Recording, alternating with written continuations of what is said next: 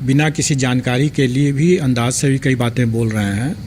सब लोगों को ये समझना होगा कि ये जो चयन की प्रक्रिया है, इसमें हम लोग जो परीक्षा फल निकाले हैं वो सशर्त है, कंडीशनल है। ये हमारे चयन की प्रक्रिया का एक पार्ट है कि हम पहले मेरिट लिस्ट के हिसाब से अपना रिज़ल्ट निकालें जो कंडीशनल है, और इसके बाद ये डॉक्यूमेंट वेरिफिकेशन होगा जो कि चल रहा है। लोगों की यह शिकायत जैसे सुनने में आ रही है कि बहुत से फर्जी भी इसमें सम्मिलित हो गए हैं, तो इसी को तो बाहर करने के लिए डीवी चल रहा है। हम भी तो यही चाहते हैं कि जो फर्जी हैं वो बाहर हो जाएं, और इसीलिए वो डीवी चल रहा है। और डीवी के दौरान जो लोग गलत पाए जाएंगे वो उछड़ जाएंगे। हमारा काम ये था कि जो भी लोग अभ्यर्थी ने जो दावा किया, उस दावा के आधार पर हमने एक मेधा सूची बनाया। अब उस मेधा सूची के आधार पर उसका दावा कितना सही है कितना गलत है, इसकी ही जांच अब चल रही है। स्वाभाविक है कि जो सही पाए जाएंगे उनका योगदान स्वीकृत हो जाएगा, जो नहीं सही पाए जाएंगे उनका नहीं योगदान स्वीकृत होगा। तो अब इस पर अगर किसी को कोई विवाद है, कहना है, कुछ शिकायतें जैसे आ रही हैं कि गलत सर्टिफिकेट होने के बावजूद भी, जैसे बीएड का सर्टिफिकेट होने के बावजूद भी प्राथमिक में आ गया, तो लोगों को ये नहीं भूलना चाहिए कि जो करीब 10,000 लोग ऐसे भी थे अभ्यर्थी जिन्होंने बीएड और डिप्लोमा दोनों कर रखा है। अब अगर किसी ने अगर गलत तरीके से अगर दावा कर दिया कि वो हमारा जो है बीएड है, डिप्लोमा है हम, और डिप्लोमा का सर्टिफिकेट उसका नहीं है, तो वो बाहर हो जाएगा। तो स्वाभाविक है कि ऐसे मामले जो होंगे वो छंटेंगे। और सर, इस पे जो कई सारे सवाल है, पहले भी उसमें था कि डॉक्यूमेंट वेरिफिकेशन पहले हो जाए, फिर और भी जगह यही होता है कि जब एग्ज़ाम हो जाते हैं नियुक्ति से पहले एक बार वेरिफिकेशन होता है, और काउंसलिंग और ये सब चीज़ें अभी चल भी रही हैं। तो आखिर समस्या इतने बड़े पैमाने पर किस तरीके से छात्रों का जो, देखिए, आप लोगों को स्मरण होगा कि 9th-10th का और 11th-12th का हमने डॉक्यूमेंट वेरिफिकेशन प्रारंभ कराया था, और ये भी स्मरण होगा कि उस समय शिक्षा विभाग के पदाधिकारी किसी और कारण से उसमें सम्मिलित नहीं हो पाए थे। जो हमारे डॉक्यूमेंट वेरिफिकेशन का जो एक्यूरेसी है वो उससे प्रभावित हुआ था।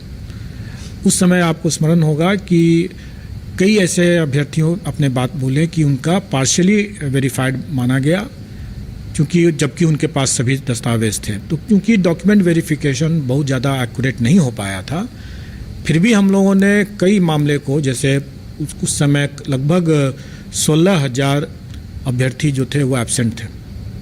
500 अभ्यर्थी ऐसे थे जिनका कि डॉक्यूमेंट असत्यापित हुआ, मतलब कि वेरीफाइड नहीं हुआ, गलत पाया गया। ऐसे जो भी मामले थे उनको हम लोगों ने यहाँ पर चेक किया, अपने पोर्टल से अपने आवेदन जो उन्होंने जमा किया था उसके साथ जो दस्तावेज जमा किया तो उसको चेक किया। उसमें से हम लोगों ने पाया कि कई ऐसे मामले हैं जो कि वाकई में गलत हैं, उनको छांट दिया। जैसे हम लोगों ने बड़ी संख्या में लोगों को यहाँ से छांटा भी है। पार्शियली वेरीफाइड में भी हम लोगों ने देखा कि कुछ मामले ऐसे हैं जो कि वाकई में जेन्युइन हैं या उनको बेनिफिट ऑफ डाउट दिया जा सकता है। ऐसी परिस्थिति में चूंकि इतने बड़े पैमाने पर हो रहा है सब कुछ, इसलिए हम लोग डायरेक्टली डॉक्यूमेंट वेरिफिकेशन नहीं कर सकते हैं। हम लोगों को कहीं ना कहीं सरकार के पदाधिकारियों और शिक्षा विभाग के पदाधिकारियों की मदद ले करके ही इसको संभव हो सकता है, जो कि हम लोग कर रहे हैं। हम लोगों ने मेरिट लिस्ट के हिसाब से जो लोग सफल हुए उनका हम लोगों ने सशर्त रिजल्ट दिया। डॉक्यूमेंट वेरिफिकेशन में जो भी गलत पाए जाएंगे वो हट जाएंगे। हम लोगों ने तो ये भी कह रखा है कि भाई जो डॉक्यूमेंट वेरिफिकेशन में अगर गलत पाए जाते हैं और अगर वो कदाचार की श्रेणी में आता है, मैं आपको उदाहरण दे सकता हूँ। जैसे अगर कोई दिव्यांग अभ्यर्थी अगर दिव्यांगता के आधार पर उसने परीक्षा दिया है और कल को अगर वो इसमें डॉक्यूमेंट वेरिफिकेशन में पाया जाता है कि वो दिव्यांग नहीं है, तो अगर वो अपने मेरिट पर भी अगर वो आ जाते हैं तब भी हम उसको कदाचार की श्रेणी में मानेंगे। क्यों? और इसका हमने अपने उल्लेख नोटिस में भी कर रखा है। ऐसा इसलिए कि दिव्यांगता के कारण से उसे परीक्षा में करीब 40 मिनट एक्स्ट्रा मिला था, प्रति घंटा 20 मिनट एक्स्ट्रा मिलता है। तो उसने तो 40 मिनट एक्स्ट्रा मिल करके तब इसने वो मेरिट हासिल किया है, तो स्वाभाविक है कि उसने गलत किया है वो, तो उसको कदाचार की श्रेणी माना जाएगा। और वैसे केस में उसको न केवल इस परीक्षा से बाहर किया जाएगा बल्कि आगामी परीक्षाओं से भी वंचित किया जाएगा। इसी तरह से अगर कोई अभ्यर्थी अगर गलत दावा करके अगर अपना देते हैं और बोलते हैं कि हमने तो डिप्लोमा कर रखा है और डॉक्यूमेंट वेरिफिकेशन में अगर वो डिप्लोमा नहीं मिलते हैं तो डॉक्यूमेंट वेरिफिकेशन में वो बाहर किए जाते हैं और उनको गलत बयानी के लेकर हम लोग उन पर कार्रवाई भी कर सकते हैं। उसी तरीके से अगर किसी ने अगर अपना STET का सर्टिफिकेट दिया है कि 2019 का और वो बिहार के बाहर के निवासी हैं, तो अब ये कहना कि चूंकि वो बिहार के बाहर के हैं इसलिए उनका STET का वो सर्टिफिकेट गलत हो गया, तो ये तो अनुसंधान का विषय है। अभी मैंने कुछ लोगों से बात करते हुए हम लोगों ने पूछा उससे, अभी कुछ शिकायत लेकर आए थे तो हमने पूछा भी कि जो जिसकी बारे में आप चर्चा कर रहे हैं क्या 2019 में ये लिखा हुआ था कि बिहार के स्थायी निवासी होंगे कि बिहार के निवासी होना आवश्यक था। उसने देख करके विज्ञापन देख के बताया कि नहीं, बिहार का निवासी होना पर्याप्त था। तो बिहार के स्थायी निवासी और बिहार का निवासी दोनों में बहुत अंतर होता है। जो व्यक्ति 2019 के STET की परीक्षा दिया, संभव है कि वो उस समय बिहार का निवासी रहा हो और आज बिहार का निवासी नहीं है। अगर उसको बिहार के निवासी के आधार पर आज चूंकि वो नहीं है, ये मानते हुए कि उस समय भी नहीं था, अगर उसको बाहर कर दिया जाए तो ये उसके लिए नाइंसाफ़ी हो जाएगी।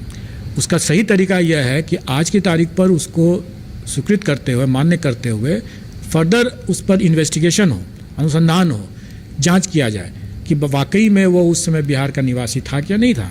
और जब वो जांच का जब आएगा रिजल्ट, उसके आधार पर उसका अगर पाया जाए कदाचारी निकला तो उसकी STET की परीक्षा वो बाधित हो रही है, उसका परीक्षाफल प्रभावित होगा तो उस समय बाहर हो जाएगा वो। लेकिन आज की तारीख पर उसके पास में अगर जायज़ STET का प्रमाण पत्र है तो सिर्फ आशंका के आधार पर उसको बाहर नहीं किया जा सकता है।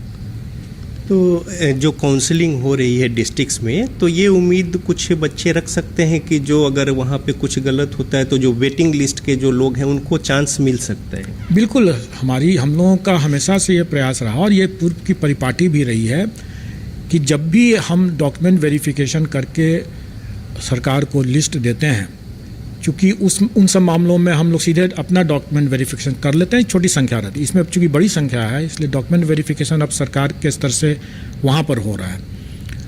तो जब भी कोई सरकार के समक्ष जब जाता है मामला योगदान के समय और पाया जाता है कि वो गलत है, तो सरकार हमारे पास वापस भेजती है और हम लोग उस पर पूरक अपना सप्लीमेंट्री रिजल्ट देते हैं।